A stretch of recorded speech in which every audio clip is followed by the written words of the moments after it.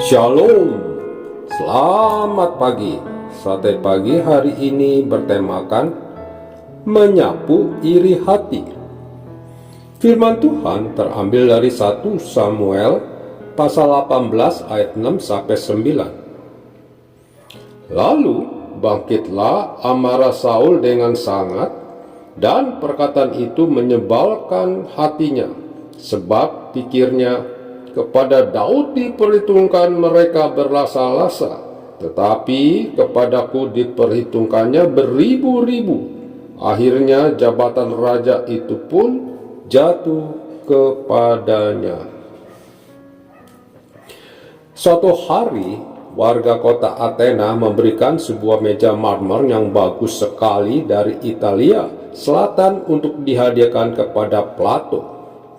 Plato diberi hadiah karena dia diangkat sebagai warga Athena yang terhormat. Plato sangat senang, lalu ia mengundang semua teman-temannya untuk berpesta merayakannya.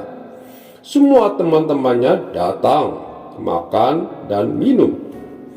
Saat pesta itu hampir selesai, datanglah seorang teman Plato yang juga adalah seorang filsuf dengan sepatu yang kotor karena telah berjalan berkilo-kilometer dari desanya. Dia berkata, "Saudara-saudara, saya sangat menghormati Plato. Saya tahu Plato diangkat menjadi anggota warga kota yang mulia dan terhormat, serta juga dihadiahi sebuah marmer yang begitu indah." Kemudian dia langsung melompat ke atas meja marmer itu dengan sepatu kotornya dan menginjak-injak meja itu. Supaya Plato tidak sombong, maka saya harus menginjak-injak meja ini untuk mengingatkannya. Saya menginjak-injak kesombongan Plato.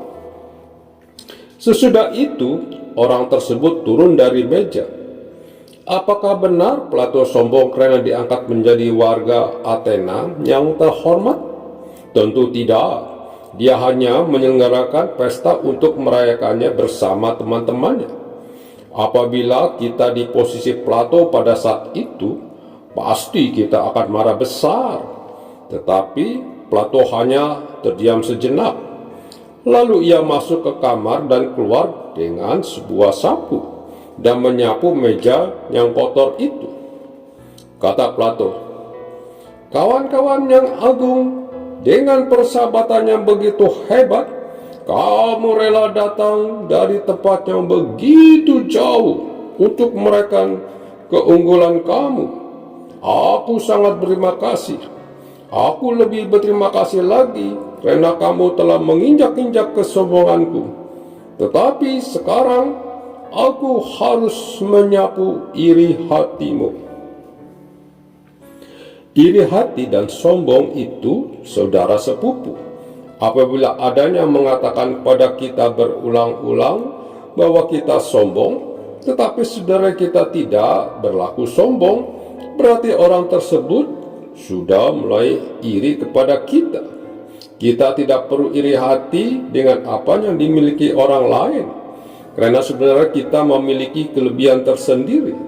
Kalau ada orang yang lebih pandai dari kita, akuilah kepandaian dan kelebihannya, lalu belajarlah untuk bisa meraih hal itu.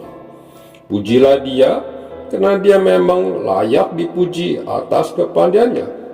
Tidak perlu iri hati, karena iri hati akan merugikan kita sendiri, sehingga kita tidak bisa berkembang sebagaimana mestinya. Raja Saul seharusnya bisa menjadi lebih baik jika dia mau belajar dari kelebihan Daud. Namun karena dia iri hati kepada Daud, dia tidak berkembang. Bahkan sejak hari itu, Saul selalu merancang hal yang jahat terhadap Daud, sehingga roh jahat berkuasa atas Saul. Pada saat kebencian terhadap sesama timbul, maka roh jahat akan berkuasa atas kita. Dan hal itu dapat menyebabkan rasa ingin menyingkirkan orang yang kita benci dengan cara-cara yang kejam, misalnya dengan membunuh. Untuk itu, mari kita belajar menerima kelebihan orang lain dengan lapang dada dan dengan rendah hati belajar darinya. Amin. Mari kita berdoa. Bapa Surgawi, ajarku untuk selalu mengasah talenta yang telah Kau berikan, sehingga aku memiliki kelebihan tersendiri dan tidak iri kepada orang lain.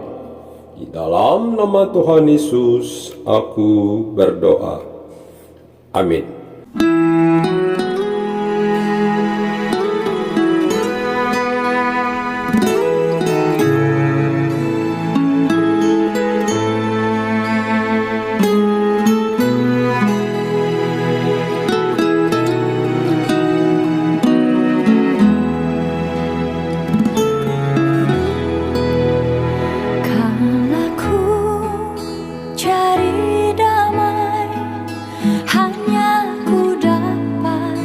Dalam Yesus, kalau ku cari ketenangan, hanya ku temui di dalam Yesus.